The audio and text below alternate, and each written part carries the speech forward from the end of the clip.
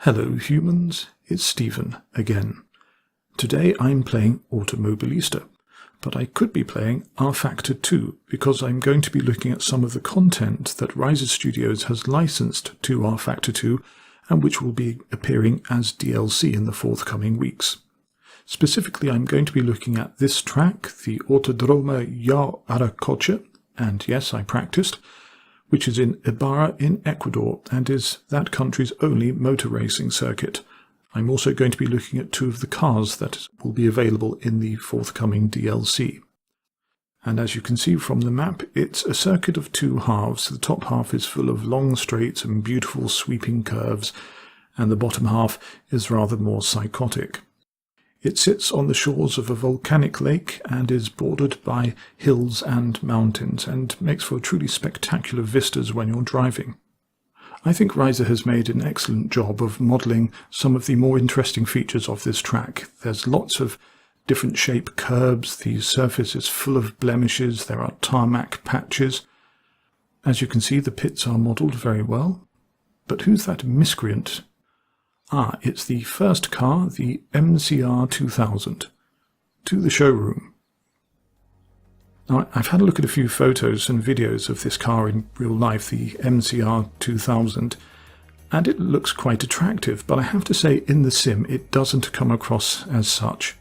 However, it's a delight to drive. It's powered by a Ford 2-litre Duratec engine with rear-wheel drive. It's light, nimble, weighs just over 500 kilograms. It has 5 gears, sequential, and if I were to recommend a car to someone who'd never driven a car in a racing sim before, I think I'd recommend this one. It does everything you want it to do. It's nippy, it slides, but it's controllable. It's probably the most forgiving car in Automobilista. So let's have a look at it doing a hot lap, and then I'll do a very short race with the AI, and then we'll move on to the second car in the forthcoming DLC.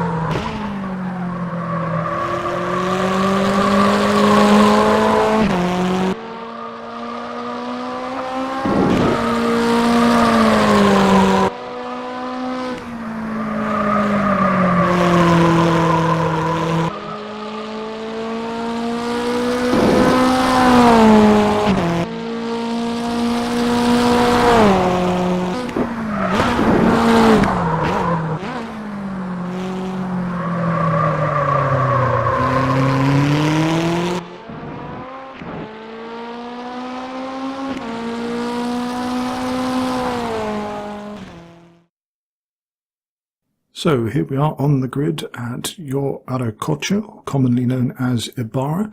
This is going to be 3 laps against the AI set to 104% and high aggression.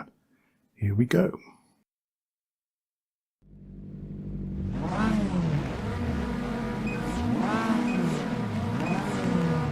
Green flag.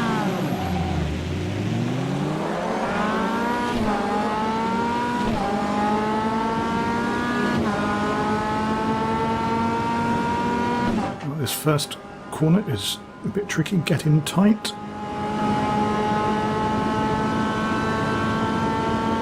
And the same goes for the second one. And the MCR loves the curbs here. You can ride over them with the plum. Now we get into the second half of the circuit, which is pretty technical.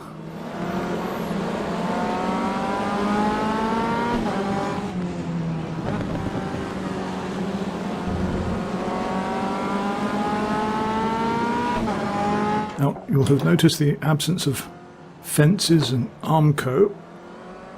You may have noticed that there are plenty of trees on the infield. So if you come off the track, you're going to get horticultural very quickly.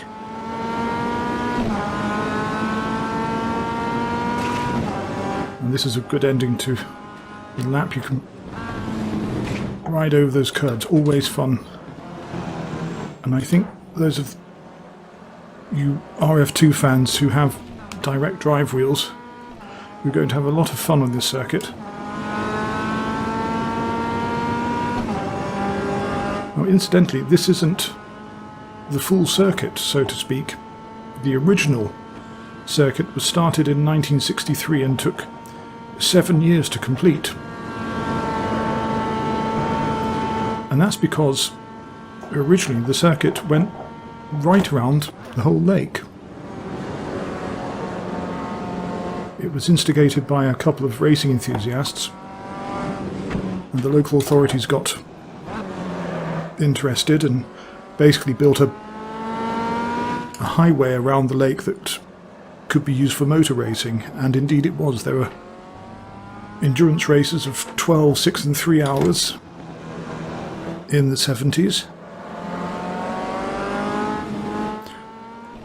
But unfortunately it gradually fell below the modern safety standards required by international sporting organisations, so in the early 80s it was decided to build a new circuit which used just a fraction of the old road around the lake, incorporating this straight and the pits and the next 2 corners, maybe 3 corners I think, and the rest of the infield was completely new.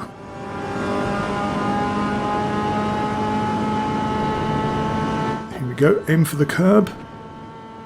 That was probably a bit too much. You can see these corners are going to cause some enormous smashes in league races, not to mention the AI. And the curbs in an old circuit like this, once you really get up to speed and you start chucking the car around, and you can certainly chuck the MCR 2000 around, you start discovering bits of old curbing. And you suddenly think, oh, that's why that's there.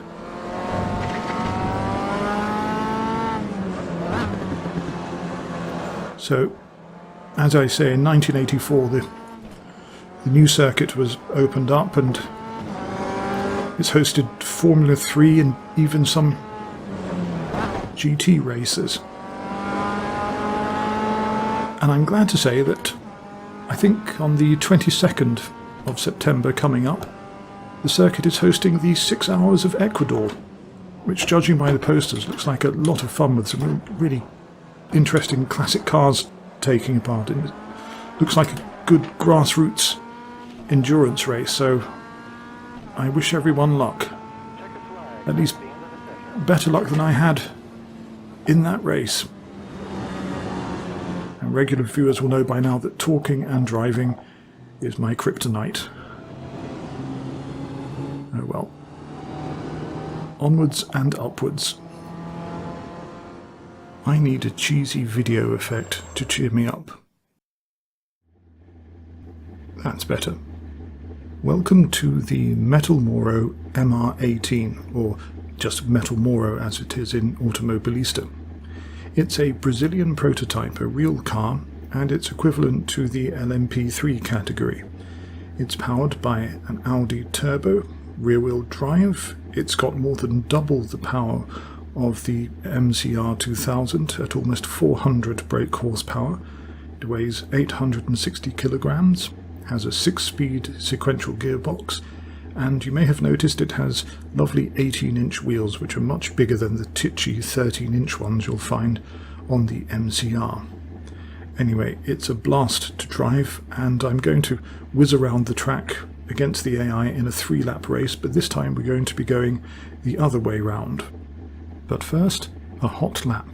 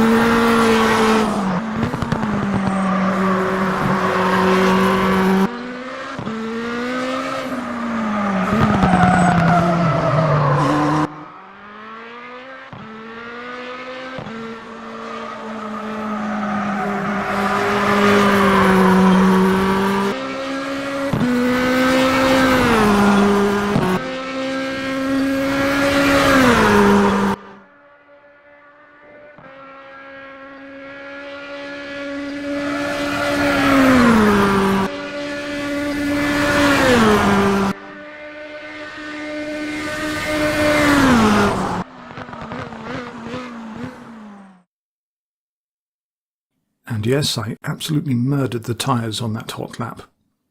So here we are, 3 laps in the Metalmoro. This is going around Ibarra in the reverse direction.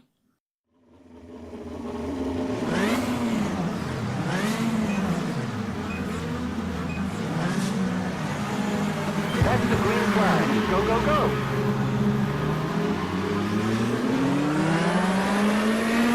My traditionally awful start, but it doesn't matter too much in this instance because of the sharp hairpin.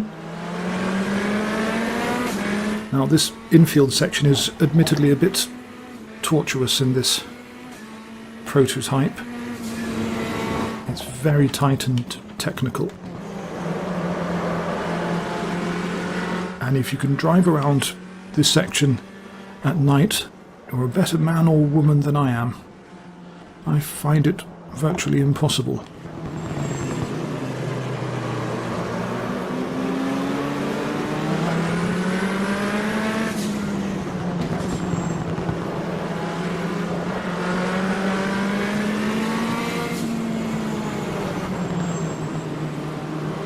But all this waiting and feathering the throttle is worth it, because this second half of the track is one of the best sections you'll come across. You manage to stay on the track there, and now here's a flat out corner, except you might want to lift slightly just to make sure you stay on the track. And now you aim for the dip, and as you can see, that's quick. And this home straight is quite steeply downhill, so you must get the braking right. On your right.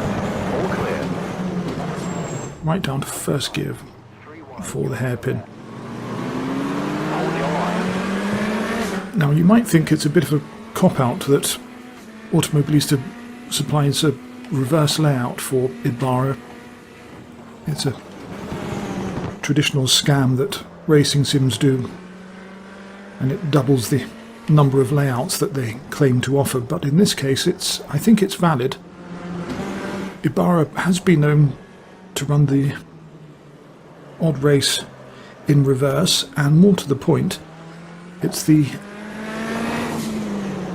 actual the actual direction that the original circuit ran in. So when you get to the last corners, you're getting the old experience. I think one of the main selling points of this Metalmoro is the sound. It really does urge you on. It's got a very seductive, whoa, where are you going, engine note that says, come on, faster. You can go a bit faster than that. And actually another selling point, which I think One lap to go. is rarely stated, is the driving position, which as you can see is in the middle of the cockpit.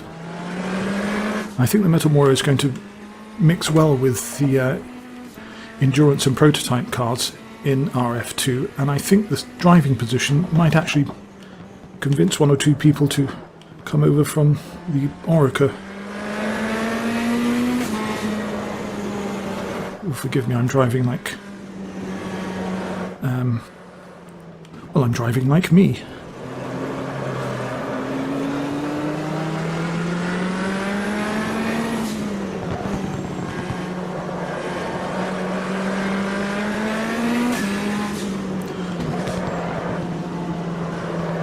Superb driving technique there, you'll see.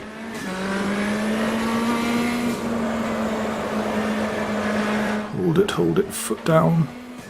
Hope you've got it right.